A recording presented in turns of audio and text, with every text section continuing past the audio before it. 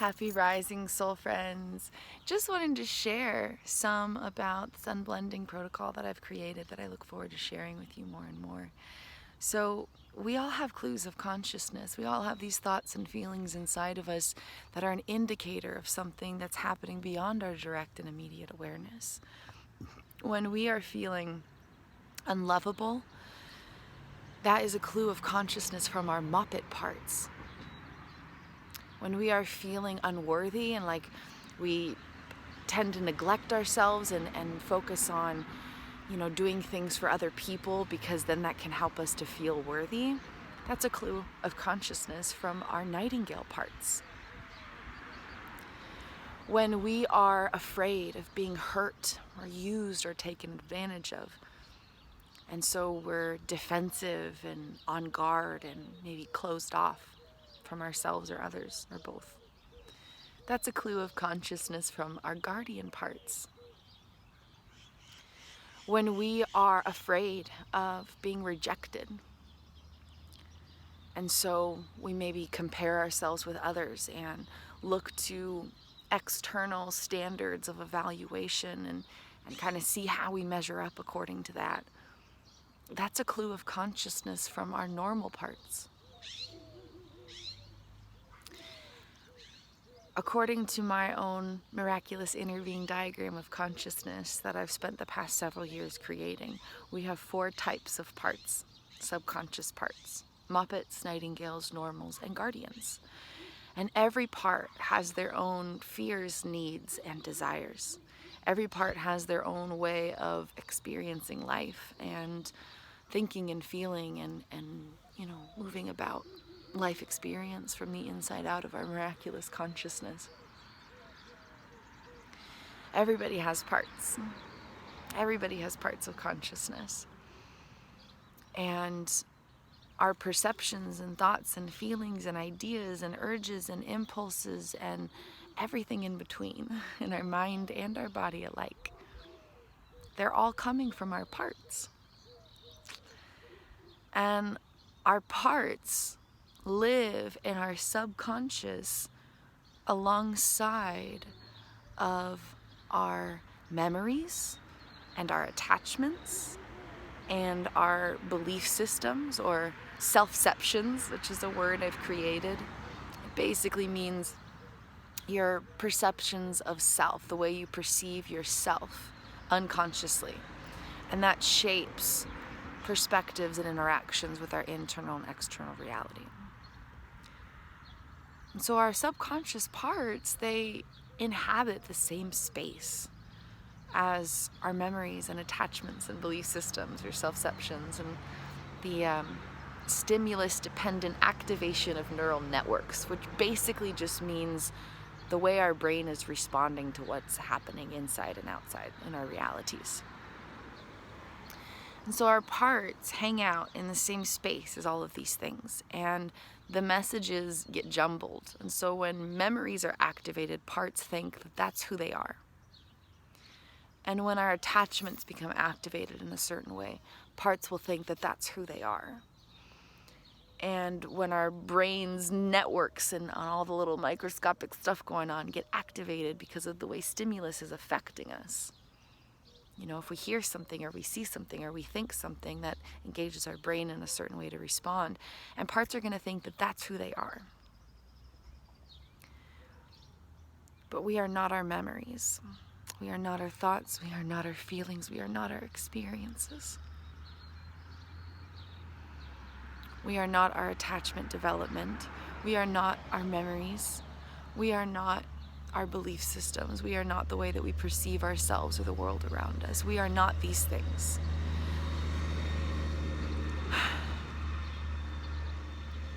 And when we can practice a knowing of this, when we can practice separating our identity from our experience, we start to cultivate deeper self-love.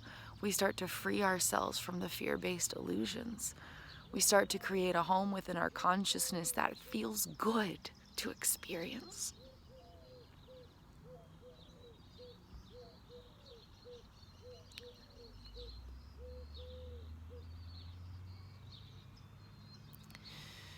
We are so much more than the things we have gone through. We are so much more than the way that people have loved us. We are so much more than the sensations our body and our brain produce. We are so much more than the way we think or feel. We are so much more than the memories stored inside of us. We are so much more than the way we have experienced our life. Our consciousness is miraculous. And our consciousness does not need to be defined by our neurobiology. Attachments and memories and belief systems, those are all stored in our body. But what if we could decide that we are more than that? What if we could decide that we are love no matter how much fear we go through? What if we could decide that we are miraculous? What if we could just choose that reality? What would that look like? How would that feel? How could that change things?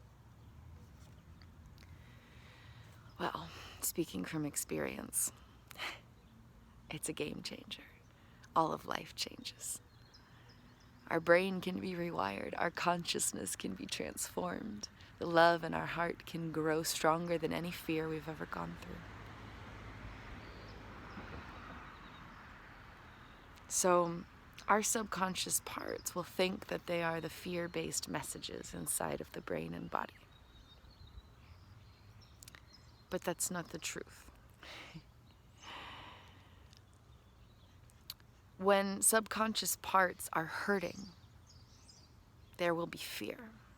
Moppet parts will be afraid that they're not enough, that they're not lovable, that they're not worthy. Nightingale parts will feel that unworthiness and feel the need to tend to others and tend to external realities and take responsibility for other people.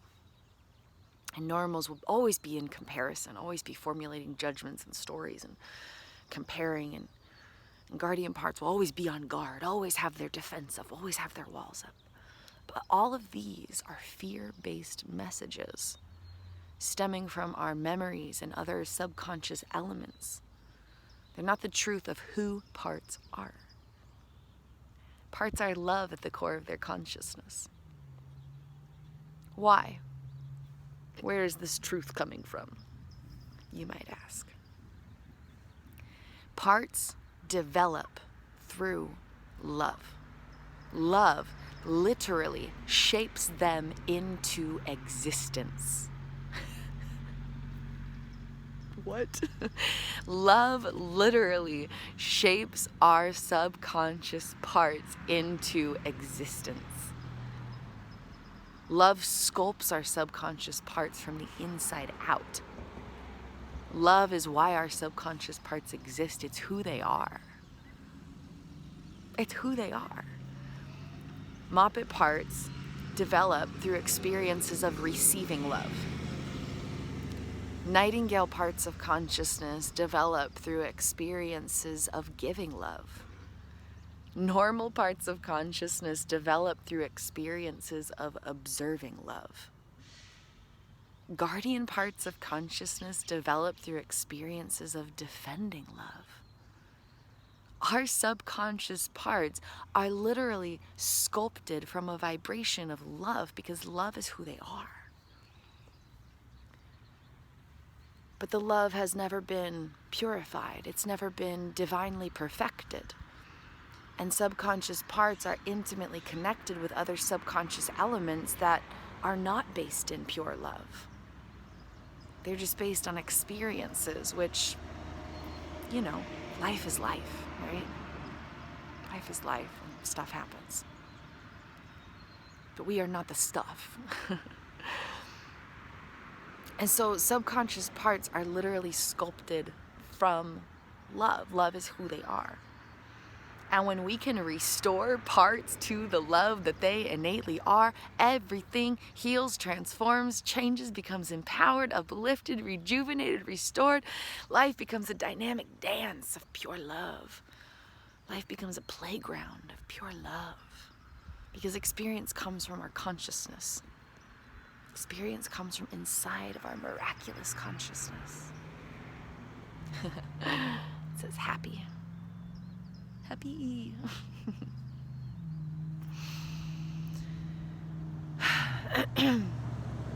And so, healing, it's not about changing who we are. It's about becoming more of who we are, because we are love.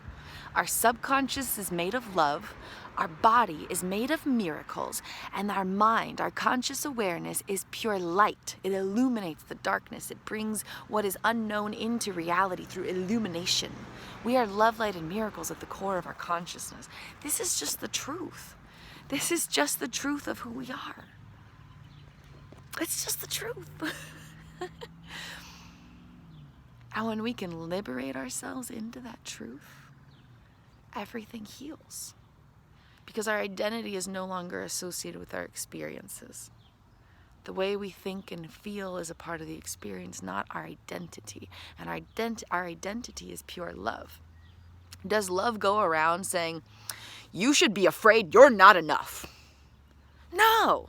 And so when we become love, all of those messages dissolve, because the things that were creating those messages integrate. Magic. Does love go around saying, you should worry more because you're not enough and life is scary? No. So when we grow into the love that we innately are, all the stuff producing those messages dissolves or integrates, and the messages dissolve. Liberation, freedom. Can you imagine living in a mind that only produces loving thoughts? It's possible. It's completely possible to live in a mind that only produces beautiful thoughts and loving thoughts and kind feelings. It's possible. When we liberate our subconscious parts into the love that they innately are, we transform our consciousness into a home that feels good, and this becomes our reality. When we liberate our parts into the love that they innately are, all the stuff producing the fear-based messages of worry and fear and lack and inadequacy and criticism and judgment and comparison, all of these things, the anxiety, the depression, the checking behaviors, the proximity-seeking behaviors, the dissociation, the night terrors, the trauma. Oh, the trauma. The insomnia, all of it, the flashbacks, all of it stops. Because all of those are fear-based messages. Because parts don't know that they are love.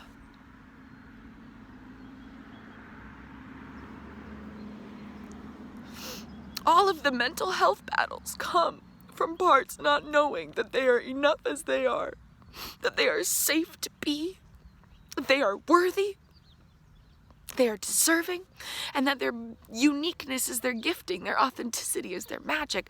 When we can be a conscious observer, where we are noticing what's happening without becoming it. And from that position of observation, objective observation, we help our parts grow into the love that they are and not identify with what they are going through and have gone through. We rewire our brain, we reprogram our nervous system, we transform our memories, we transform our procedural, implicit approach avoidance memories at the base of our brainstem and thalamus, a little neuroscience throw in there. We transform our brain and bodies, we restore ourselves, we give ourselves the love that we have always wanted, always craved, and always been afraid that we were not worthy of, and then everything starts to change. The way we experience life and our own beings change. It all changes. And then life starts to feel a little better than it did. Life becomes more beautiful because we are realizing the beauty we already have within us.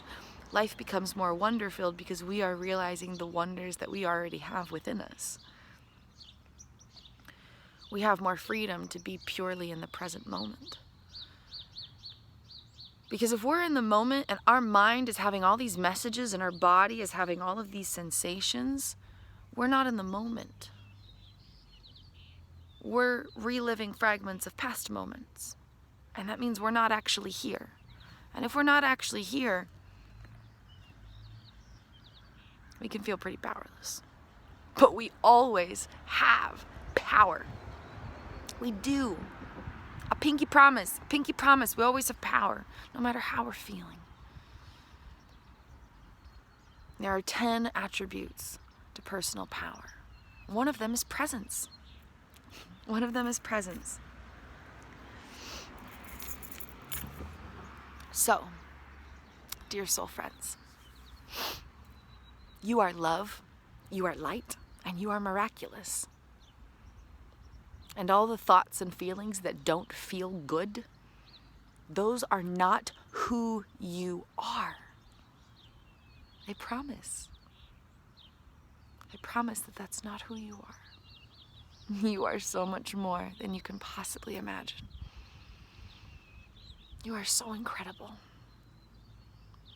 You are so beautiful and wonder-filled and dynamic and radiant. Every breath you take is a miracle. Every breath you breathe is beautiful. You are already enough. You are already worthy. And it's time for you to realize that. It's time for you to grow into a consciousness that feels good, so you can feel the freedomous expanse of your own love. If you would ever like to get together through a consciousness consulting call, I would be absolutely honored to be a healing journey guide for you. I have been through it all and come out on top. And I want to help you reclaim your power and cultivate deeper self-love so that you can live in a consciousness that feels good to experience, because you deserve it. You deserve it. So if you'd ever like to get together, it would be an honor and a blessing to connect with you. You can email me anytime at artistryofexistence@gmail.com. And then I've also got a few other goodies to share with you guys. I got a few other goodies to share. I have some meditations that I'm offering, and they really, really play with the language of consciousness. So there's a lot of focus on the tone of voice that I use, a lot of focus on imagery and feelings-based journeys. Really connecting with our subconscious parts in very powerful ways. And the package of meditations, there's a shorter one where you can just practice presence with the consciousness that carries you. And then there's a longer one where you really get to dive deep into befriending yourself from the inside out. It is a powerful journey filled with so many beautiful moments. You get to frolic through forests and gallop through meadows and see light coming in and out of your breath, and meet your inner child, and dance and frolic and hear all kinds of empowering affirmations. It's really, really a beautiful journey. So if you're interested in those meditations, you can also email me anytime at artistryofexistence@gmail.com. And then we've got magical merchandise. There's clothes and mugs and all kinds of goodies where you can proudly proclaim your love for your consciousness. There's one that says, I love my parts of consciousness. There's one that says unicorn of consciousness, unique horn of consciousness. And it's got the little acronym on the back of it, so you can just like remember your healing journey intentions. It's really beautiful. I love it so much. It really uplifts my spirits. So we've got our merchandise, we've got our meditations, and then we're coming out with something new pretty soon. It's really exciting. It's going to be a flow chart for how to recognize your clues of consciousness, identify what part it belongs to, and then it's a step-by-step thing about how to be there for your part. And then it comes with a workbook. Super awesome, super, super helpful. It is a big part of my everyday healing journey practices that really creates some powerful change. And it's all using original concepts.